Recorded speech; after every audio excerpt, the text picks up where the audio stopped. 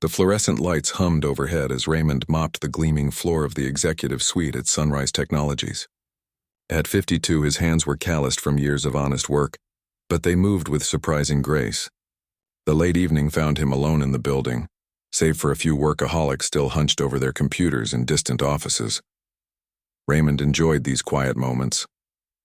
The daytime bustle of important people rushing about in expensive suits gave way to a peaceful silence where he could work at his own pace.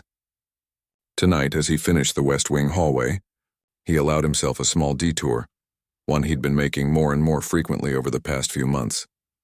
The executive lounge sat empty and dark, its wall of windows reflecting the city lights like stars. Raymond didn't turn on the overhead lights. He didn't need to. The soft glow from the hallway was enough for him to see his destination, the grand piano that sat in the corner, its polished ebony surface gleaming even in the dim light. He set his mop aside, wiped his hands on his uniform pants, and approached the instrument. It was a Steinway, probably worth more than he made in 3 years. Raymond didn't touch it. He never did. He just stood there looking at the keys exposed beneath the open lid. Sometimes he would close his eyes and imagine the sound, the feel of ivory beneath his fingertips.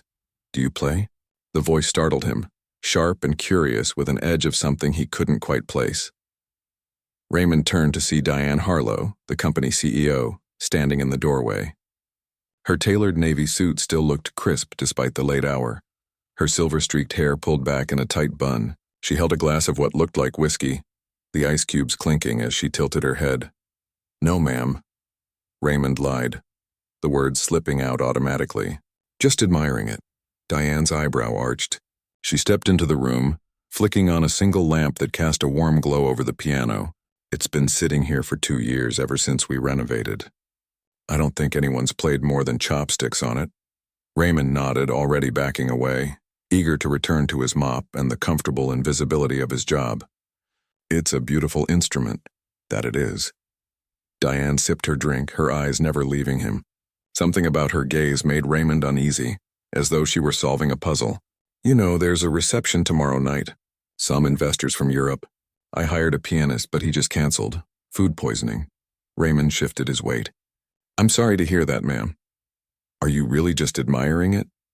The question hung between them, pointed and direct. The way she ran her board meetings, Raymond imagined. His throat felt dry.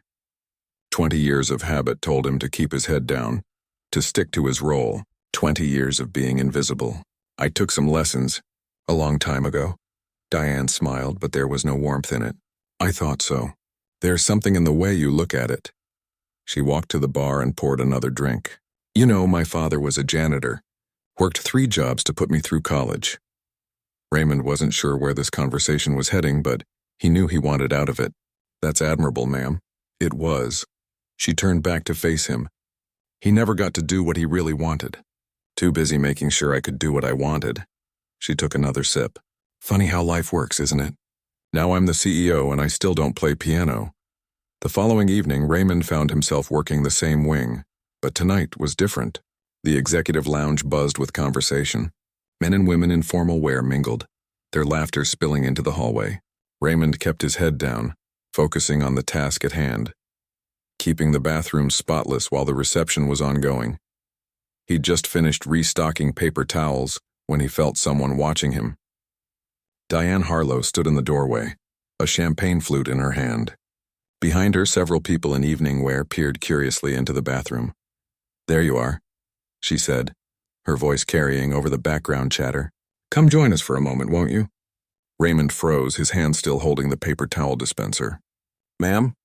I was just telling my colleagues about our resident piano admirer." She gestured for him to follow.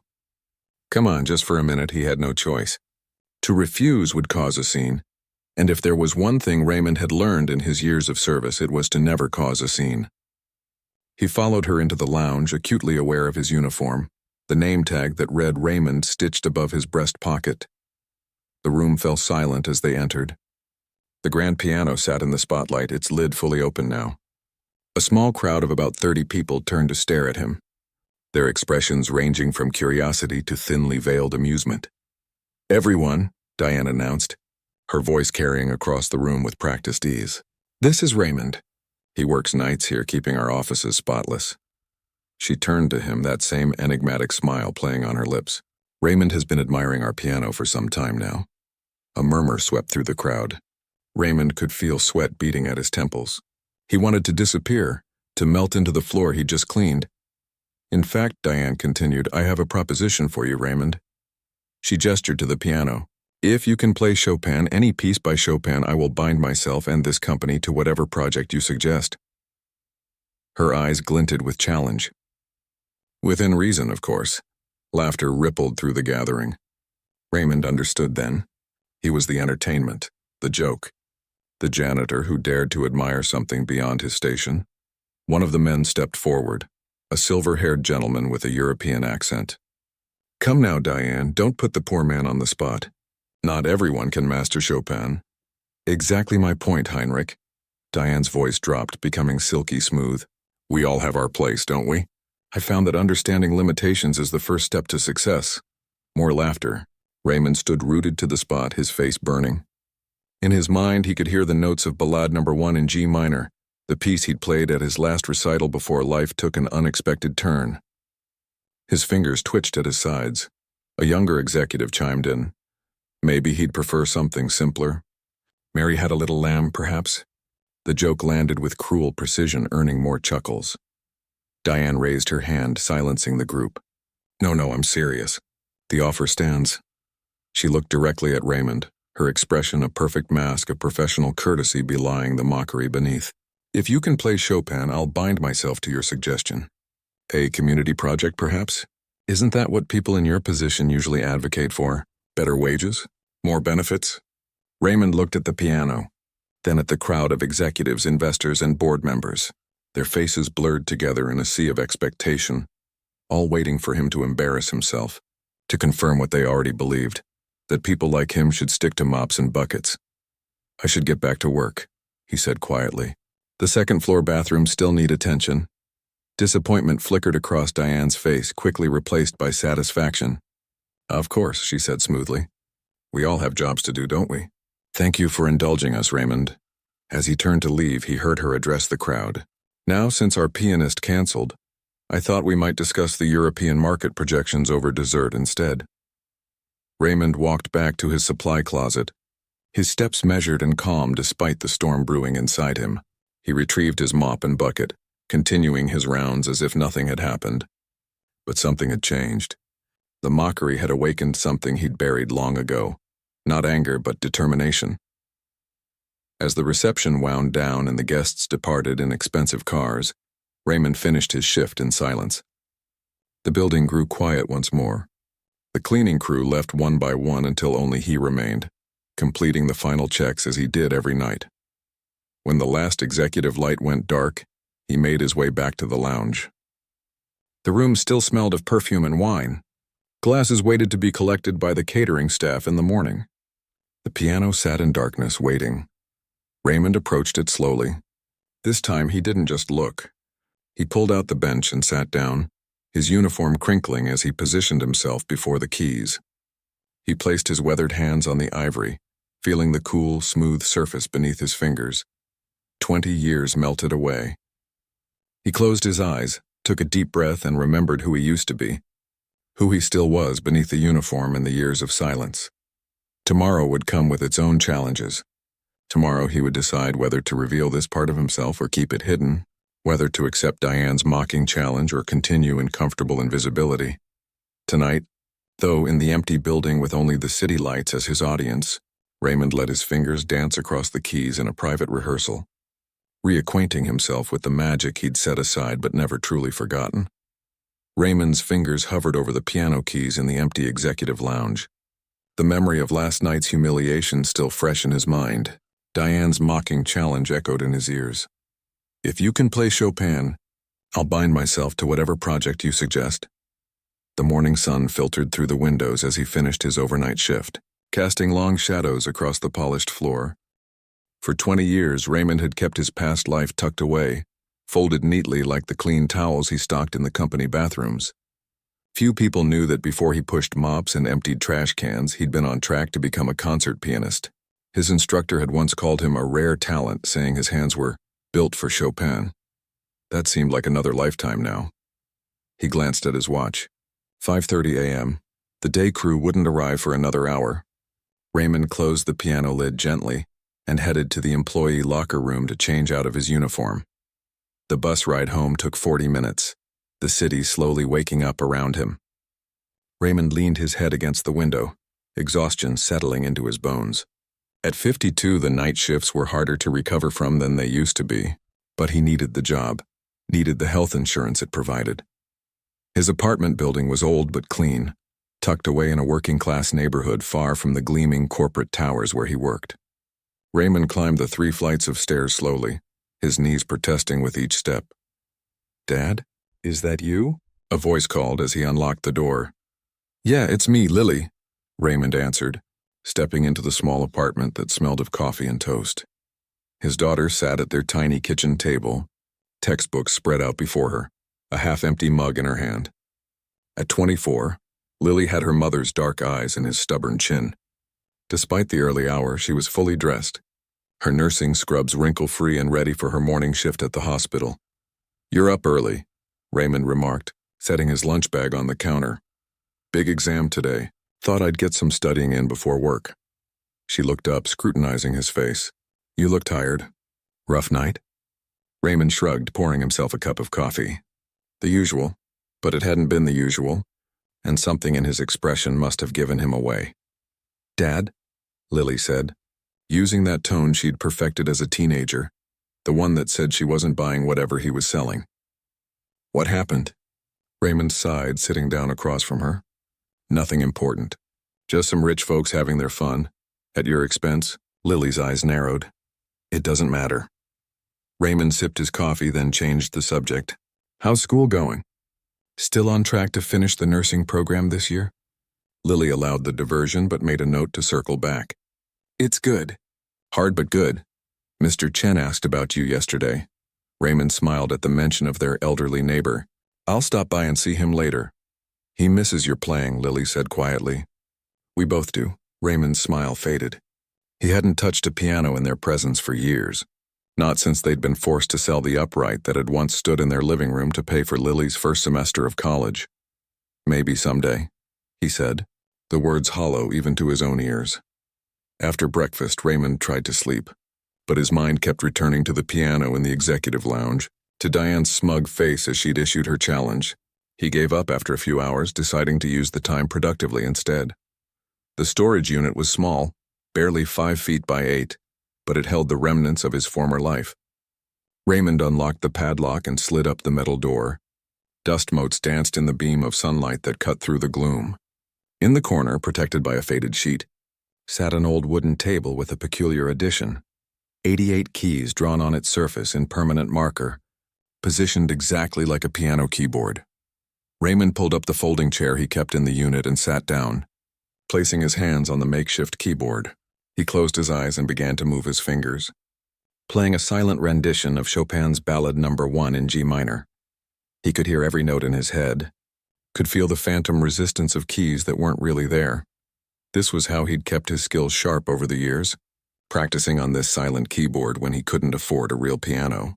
Occasionally, when he had a few extra dollars, he would visit a music store downtown, pretending to be a potential customer just to feel real keys under his fingers again. As his hands danced across the wooden surface, Raymond's mind drifted back to the accident that had changed everything. He'd been 29, fresh out of graduate school with a promising career ahead of him. He had just secured a position with the City Symphony when the drunk driver had swerved into their lane. His wife, Grace, 8 months pregnant with Lily, had survived, but with complications that led to astronomical medical bills. Their health insurance had barely covered a fraction of the costs. The crash had left Raymond with nerve damage in his left hand, not enough to end his career entirely, but enough to derail it. He could still play, but the injury required extensive physical therapy that they couldn't afford. He'd taken the janitorial job as a temporary measure, intending to return to music once they were back on their feet financially. But then Grace had passed away from complications when Lily was just 3, leaving Raymond a single father with mounting debts. The temporary job had become permanent, his dreams of returning to music fading with each passing year. Raymond finished the silent piece, his fingers coming to rest on the last imaginary keys. He opened his eyes, a decision crystallizing in his mind. Maybe it was time to stop hiding. Maybe it was time to show Diane Harlow and her executive friends exactly who they had mocked. That evening, instead of heading straight to work, Raymond made a detour to the city park where a public piano had been installed as part of an urban renewal project. Most evenings, the instrument was occupied by children plinking out simple tunes or teenagers showing off pop songs.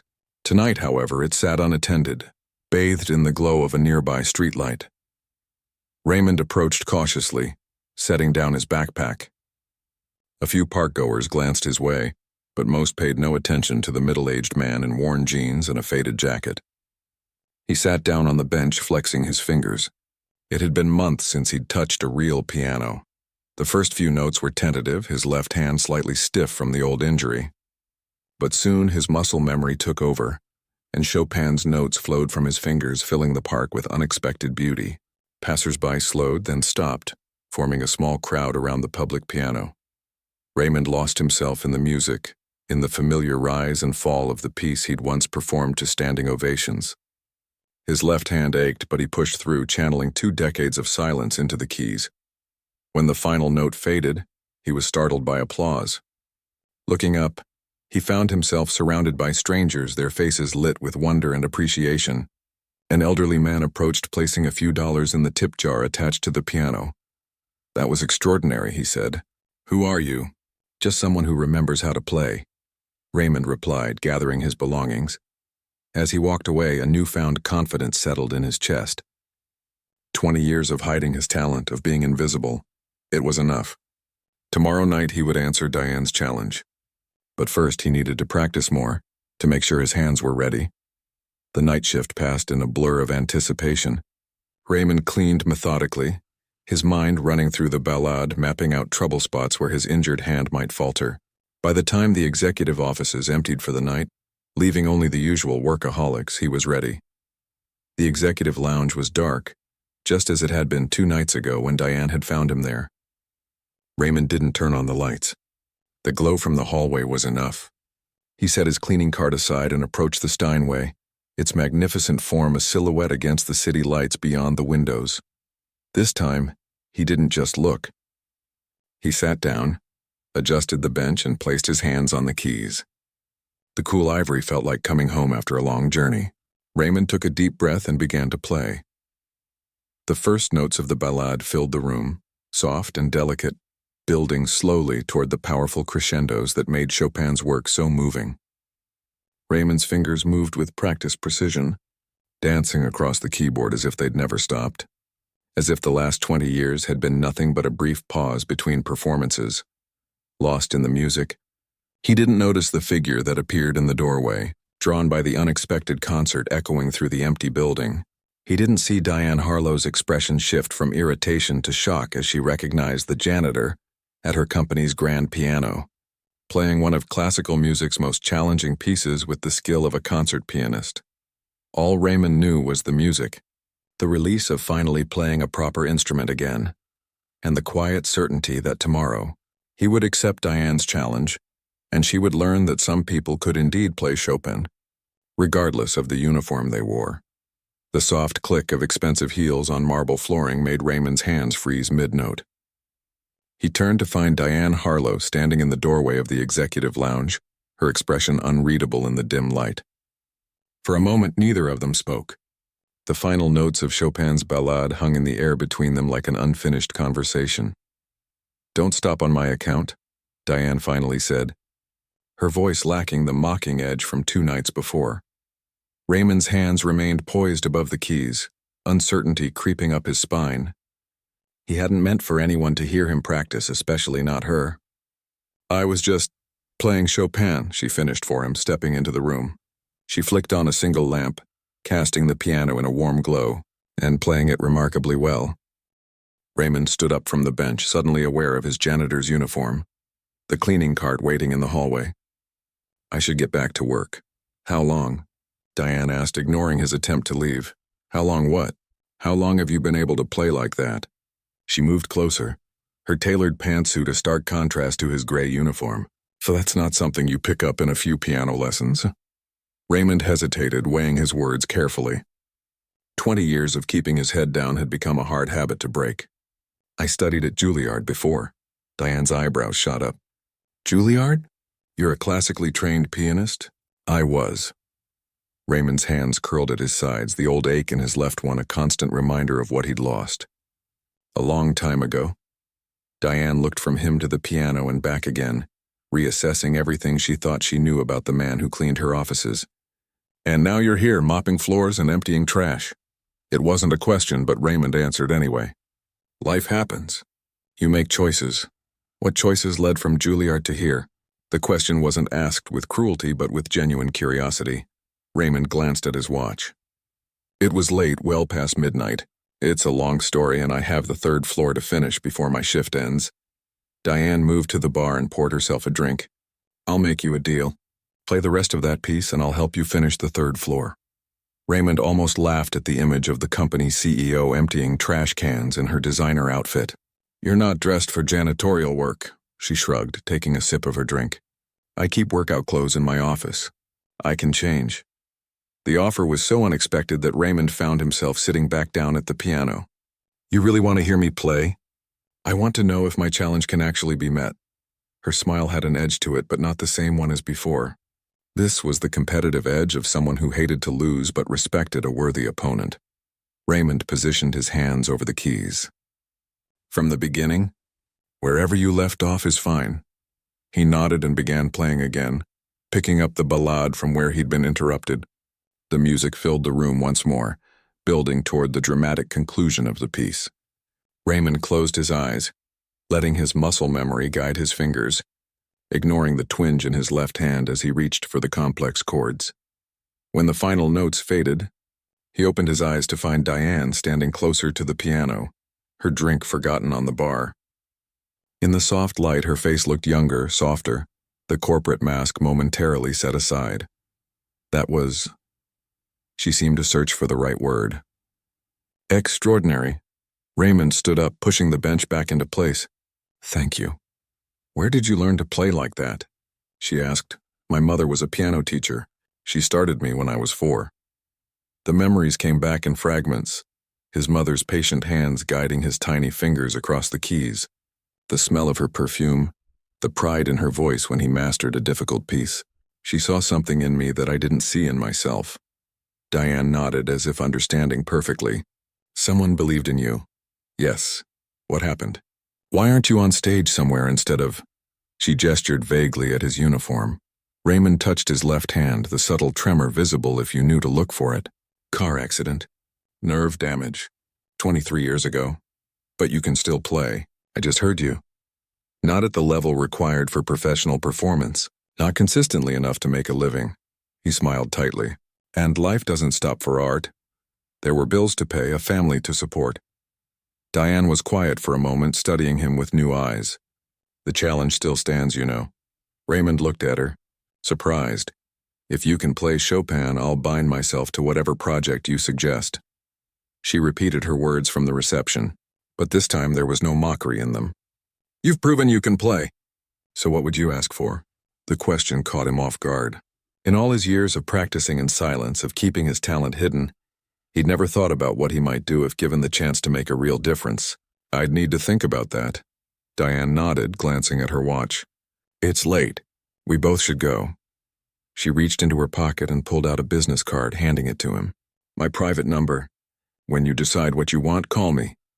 Raymond took the card, its embossed lettering fancy against his calloused fingers. What about the third floor? Diane smiled, the first genuine smile he'd seen from her. I think we can let it slide for one night.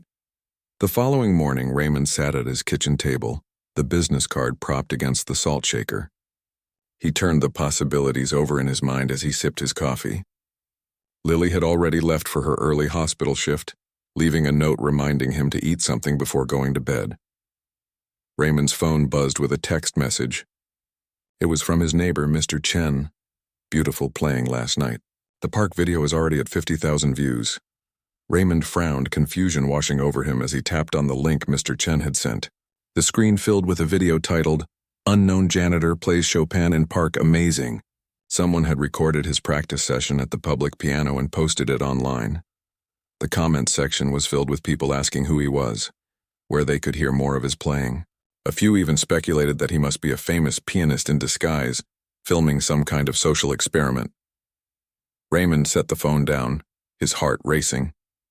20 years of anonymity, and now his face was all over the internet. He wasn't sure how to feel about that. His phone buzzed again. This time it was a text from an unknown number. "I see you've gone viral. Impressive park performance. Let's talk about that project of yours." Diane, she'd seen the video. Of course she had. Raymond texted back, "How did you get my number?" The reply came quickly. "I'm the CEO. I have access to employee records. Don't change the subject. My office, 6 p.m. tonight?" Raymond stared at the message. This was moving much faster than he'd anticipated. He needed more time to think, to decide what he really wanted. Another text came through. "Bring your ideas. And maybe those magic hands of yours. The piano misses you already." Despite himself, Raymond smiled. The clock on the wall showed it was nearly noon. Time for him to sleep if he wanted to be rested for his shift tonight. But sleep seemed impossible with his mind racing through possibilities. Instead, he reached for a notepad and began to write down ideas. If he really had the ear of someone like Diane Harlow, someone with resources and connections, what could he do with it? His first thought was simple: ask for a raise, better benefits for the cleaning staff. But that seemed too small for the opportunity at hand. His next idea was more personal: a scholarship fund for Lily and other students struggling to pay for college. But even that didn't feel quite right.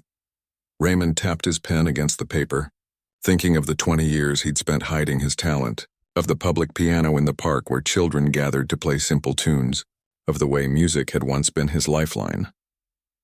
By the time evening arrived, Raymond had made his decision.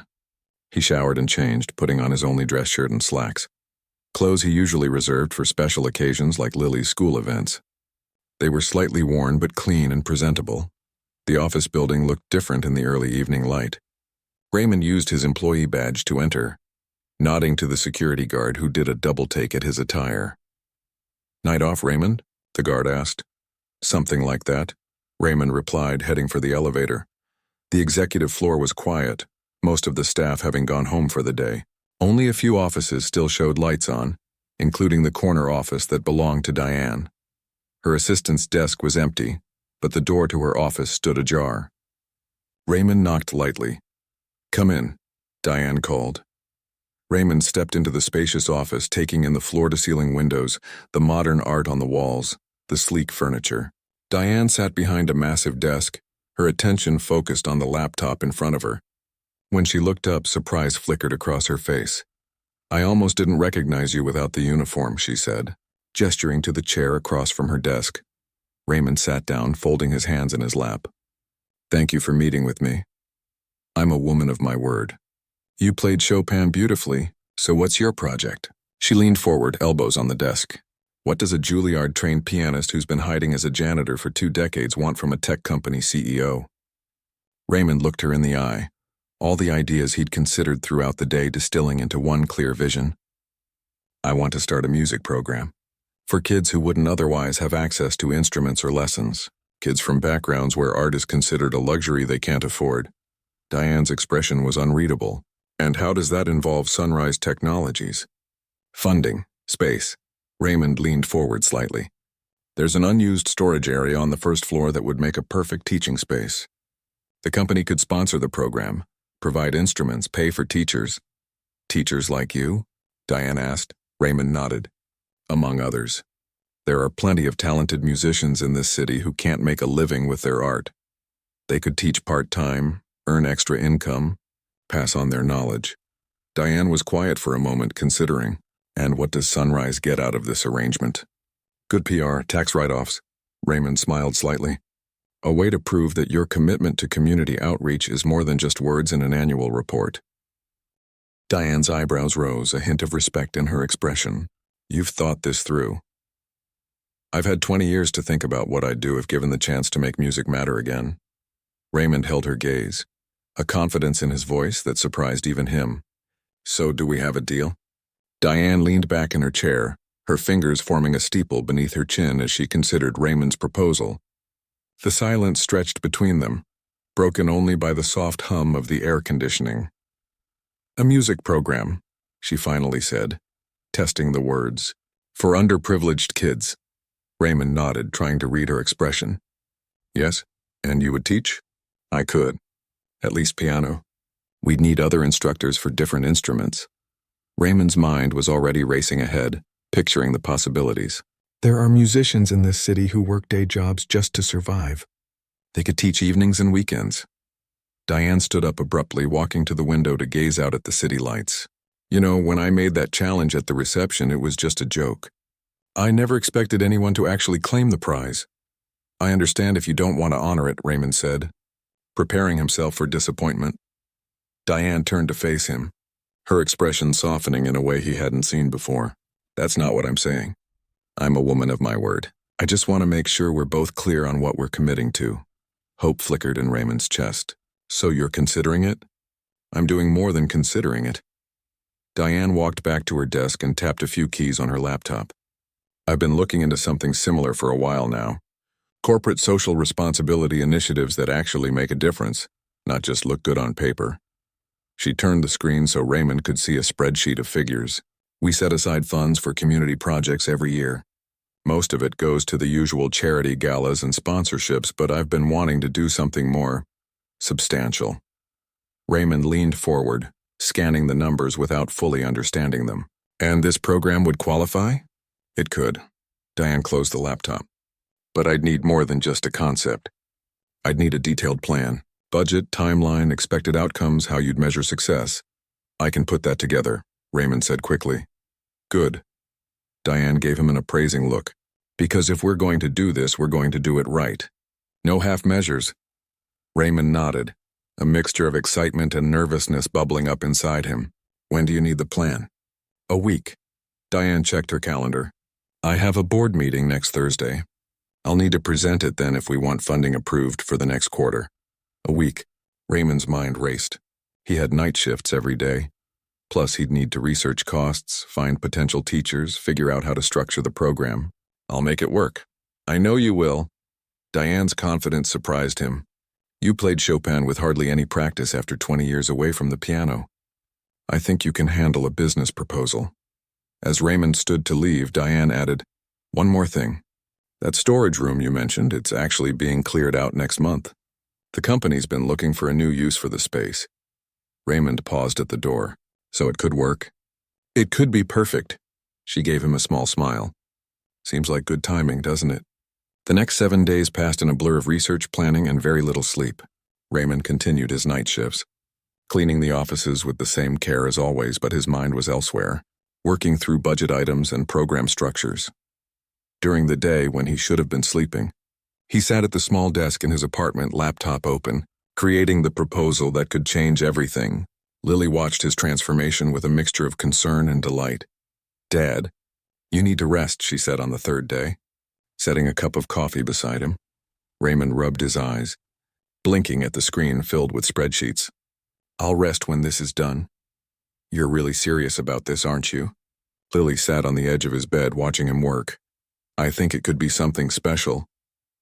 Raymond turned to face his daughter. "A chance to use what I know to make music matter again."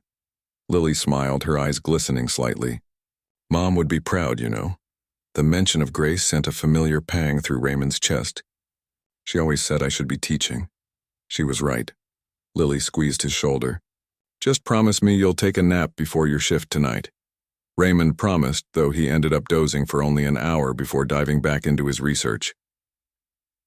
By the 6th day, the proposal was taking shape. Raymond had contacted 3 musician friends from his past, all talented performers who now worked regular jobs to pay bills. They were cautiously excited about the possibility of teaching, though none of them fully believed the program would materialize.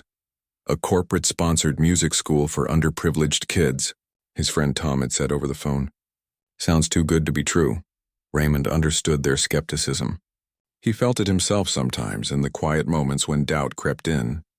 What if Diane was just humoring him? What if the board rejected the idea outright? But then he would remember the way she had looked at him after hearing him play, that moment of genuine surprise and respect, and the doubt would recede. On the morning of the board meeting, Raymond delivered the completed proposal to Diane's office. Her assistant, a young man with a carefully neutral expression, accepted the thick folder without comment. "Ms. Harlow asked me to give you this," he said, handing Raymond an envelope. Inside was a visitor's pass and a note in Diane's precise handwriting. "Board meeting, 2 p.m., 10th floor conference room.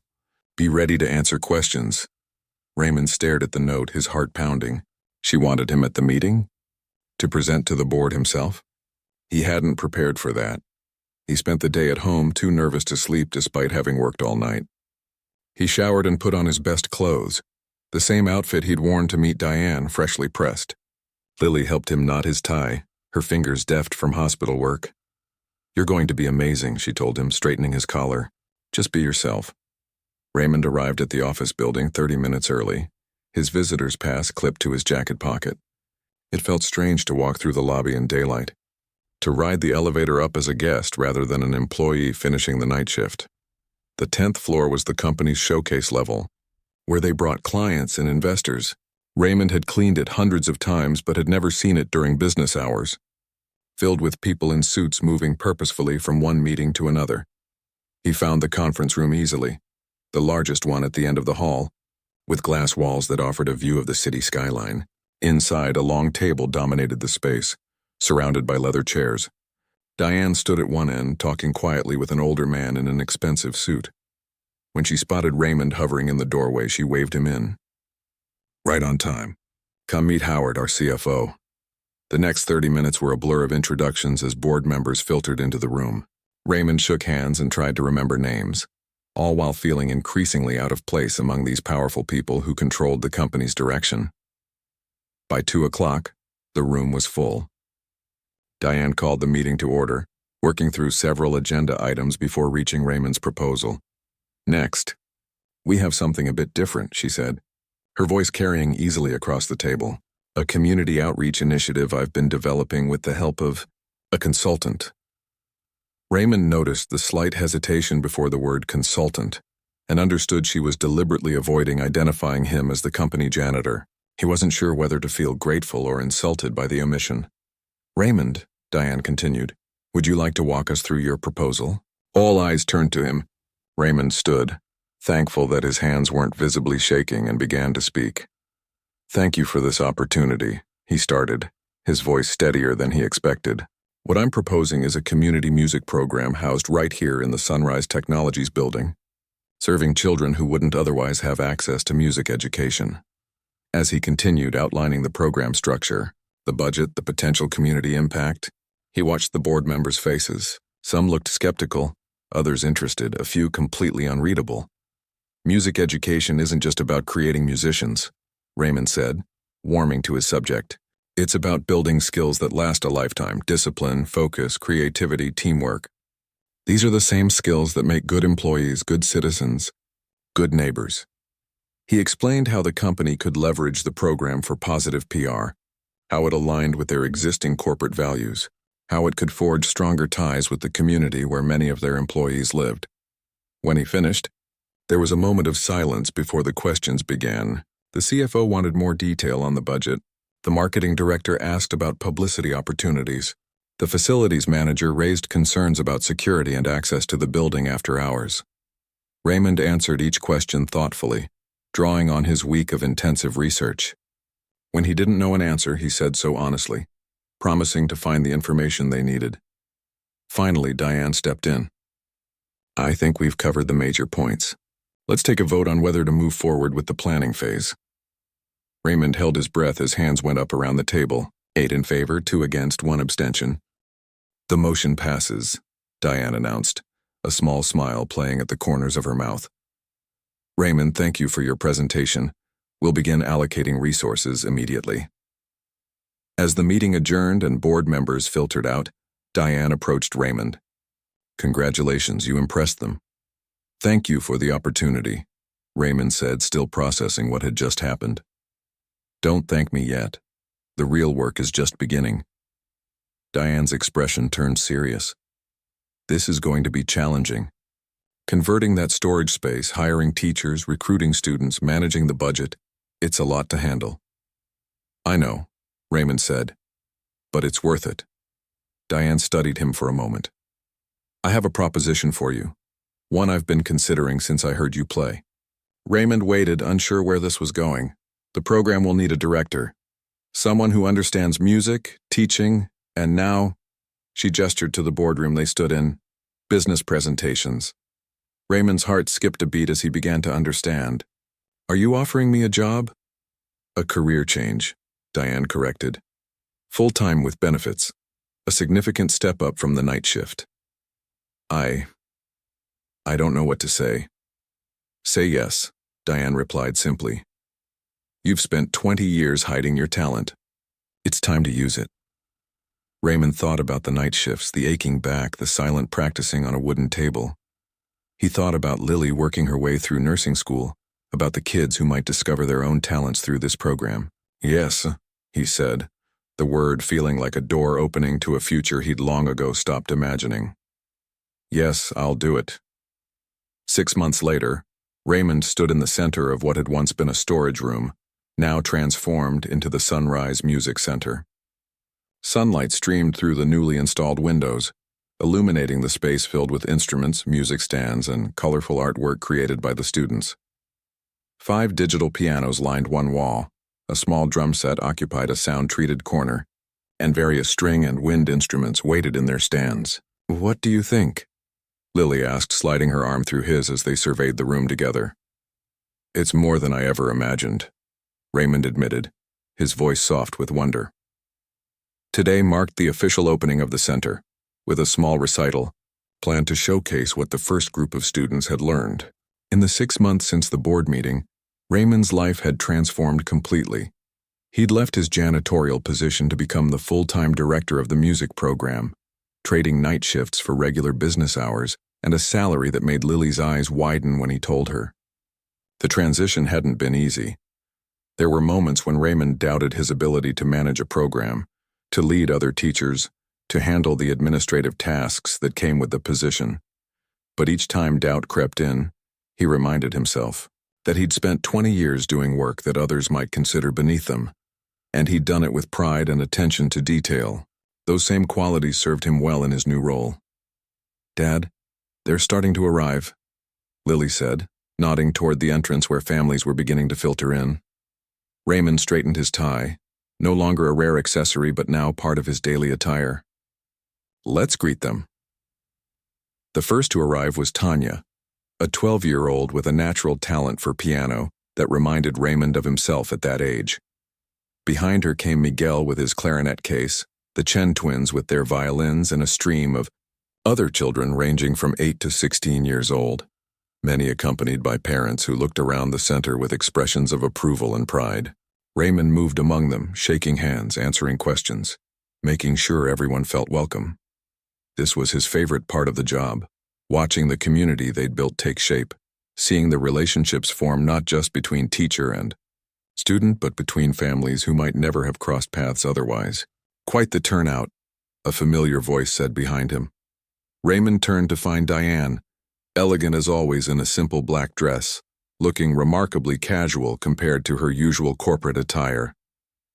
I didn't know if you'd make it. I wouldn't miss it. Her gaze swept the room, taking in the families, the teachers preparing their students, the transformed space. The board members are impressed with what you've accomplished in such a short time. It wasn't just me, Raymond said, nodding toward the 3 other teachers who were currently tuning instruments and arranging chairs. Tom, Grace, and Paula have been amazing. But it was your vision, Diane reminded him. Your passion that made it happen. Before Raymond could respond, Tom signaled that they were ready to begin. Raymond excused himself and moved to the front of the room where a gleaming upright piano, donated by a local music store, waited. Welcome, everyone, to the first recital of the Sunrise Music Center, Raymond began, his voice carrying easily across the now packed room.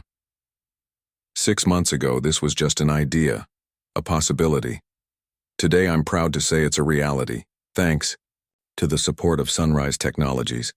He nodded toward Diane, and the hard work of our amazing teachers and students. Applause rippled through the audience. Many of our students had never touched an instrument before joining this program. Raymond continued. What you'll hear today represents just the beginning of their musical journey. Please welcome them with the same enthusiasm they've brought to their lessons. The recital began with the youngest students playing simple pieces that they'd practiced for weeks. Some performances were hesitant, a few notes missed or rhythms stumbled over, but the pride on the children's faces as they finished and took their bows was unmistakable. As the program progressed, the pieces became more complex. The Chen twins played a duet that brought tears to their grandmother's eyes. Miguel's clarinet solo, while not technically perfect, showed remarkable musicality for someone who'd only been playing for 5 months. Finally, it was time for Tanya, the last student, to perform. She approached the piano with confidence, adjusting the bench with practiced ease. The room fell silent as she placed her hands on the keys and began to play. The opening notes of Chopin's Waltz in a Minor filled the room.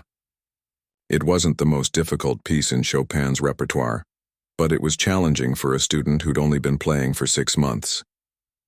Raymond held his breath, knowing the tricky passages that lay ahead.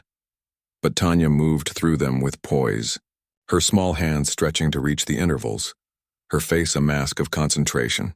She'd practiced this piece relentlessly, coming to the center early and staying late, determined to master every note. As the final chord faded, there was a moment of stunned silence before thunderous applause broke out. Tanya's mother wiped tears from her eyes, and even Diane, usually so composed, looked visibly moved. Raymond stepped forward once more as the applause died down. Before we conclude our program, I have a small surprise. He moved to the piano, sitting down on the bench Tanya had just vacated. 6 months ago, a challenge was issued that changed my life. Today, I'd like to come full circle by playing the piece that started it all. His fingers settled on the keys, and the opening notes of Chopin's Ballade No. 1 in G minor floated through the room. Raymond played with all the skill and emotion he'd developed over a lifetime of loving music.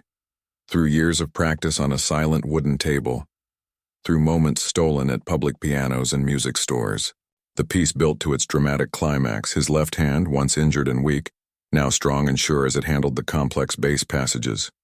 When he finished, the audience rose to their feet, applauding with genuine appreciation. Raymond stood and bowed, then gestured to all the students to join him at the front of the room for a final bow. As they lined up beside him, faces flushed with success and excitement, he felt a sense of fulfillment that had been missing from his life for decades. After the recital, as families mingled and enjoyed refreshments, Diane approached Raymond once more. That was extraordinary, she said. You're playing the students, all of it. Thank you, Raymond replied. For everything. For the mockery that turned into a challenge, for keeping your word, for believing in this program. Diane laughed softly. I think we can agree that my mockery was misplaced. Sometimes being proven wrong is the best outcome possible. I never expected any of this to happen, Raymond admitted. 6 months ago, I was just trying to get through each shift, counting the years until retirement. And now? Raymond looked around at the bustling room, at Lily chatting animatedly with Tanya's mother, at Tom demonstrating a difficult fingering to an eager student, at the community that had formed around this shared love of music. Now I'm exactly where I'm supposed to be. Diane nodded, her expression thoughtful. I've been thinking about expanding the program. The board is impressed with the results, and there's another space on the 2nd floor that could be converted. Expansion? Raymond's mind was already racing with possibilities. What did you have in mind? Visual arts, perhaps. Or dance. Diane smiled at his evident excitement. We could create a full arts center, serving even more kids from the community. That would be incredible, Raymond said, already envisioning how the programs might work together, how they could reach more children who had talents waiting to be discovered. Let's discuss it next week, Diane suggested. For now, enjoy your success. You've earned it. As she moved away to speak with some board members who had attended the recital, Raymond found himself alone for a moment, taking in the scene around him. If someone had told him a year ago that he would be directing a music program, performing Chopin for an audience again, making a difference in children's lives through music, he would never have believed it, yet here he was, living a life he'd stopped dreaming was possible. All because he'd been caught looking at a piano. Because a CEO had issued a mocking challenge. and because, after 20 years of silence, he'd finally found the courage to play again. Lily approached, slipping her arm through his. "You're smiling," she observed. "I've got a lot to smile about," Raymond replied, squeezing her hand. "Mom would be so proud," Lily said softly. "Of both of us," Raymond nodded, emotion catching in his throat. "She always said music finds a way." Across the room, Tanya had returned to the piano, her fingers picking out a new melody as a small group gathered to listen. The look of joy on her face as she played was achingly familiar to Raymond. The same expression he'd worn at her age. Discovering the magic of creating music. In that moment, watching a new generation fall in love with the art that had shaped his life, Raymond understood that his journey had come full circle. The mockery that had once stung now seemed like a gift. The push he'd needed to reclaim his voice, to share his passion, to become the person he was always meant to be. The janitor who had been mocked for admiring a piano had found his way back to music, and in doing so, he'd created a path for others to follow, proving that talent could flourish in unexpected places if only given the chance to grow.